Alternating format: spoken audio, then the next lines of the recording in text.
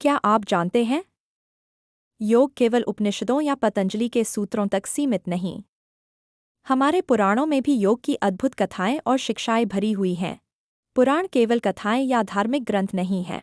वे जीवन की शिक्षा और साधना का मार्ग भी बताते हैं। शिव पुराण में भगवान शिव को योगेश्वर कहा गया है, जो ध्यानमग्न होकर जगत को संतुलन का संदेश देते हैं।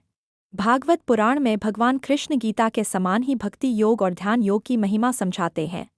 देवी भागवत पुराण में माँ शक्ति साधकों को ध्यान, तप और योग के द्वारा आत्मबल प्राप्त करने की प्रेरणा देती हैं। लिंग पुराण और विष्णु पुराण में ध्यान, प्राणायाम और समाधि की गहन व्याख्या मिलती है। इन कहानियों का संदेश स्पष्ट है। योग केवल आसन नहीं, बल्कि आत्मा को परमात्मा से जोड़ने का मार्ग है। चाहे शिव का समाधि योग हो, कृष्ण का भक्ति योग हो या देवी का साधना योग, हर पुराण हमें बताता है कि योग जीवन को दिव्यता से जोड़ देता है। पुराणों में योग है कथा के रूप में ज्ञान, अनुभव के रूप में साधना और जीवन के लिए दिशा।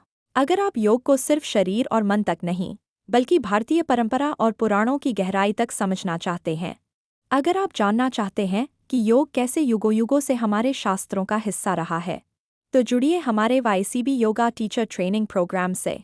यहाँ आप पाएंगे योग का शास्त्रीय और सांस्कृतिक आधार, पुराणों की कथाओं के माध्यम से योग की प्रेरणा, योग को ज्ञान, साधना और करियर का मार्ग बनाने की शिक्षा। अब समय है योग को केवल अभ्यास नहीं, बल्कि एक संपूर्ण जीवन दर्शन के रूप में अपनाने का। आज ही आदर्श भारत में बीरेन भाई शाह को कॉल करें एवं योग शिक्षक प्रशिक्षण कार्यक्रम में जुड़े। आभार।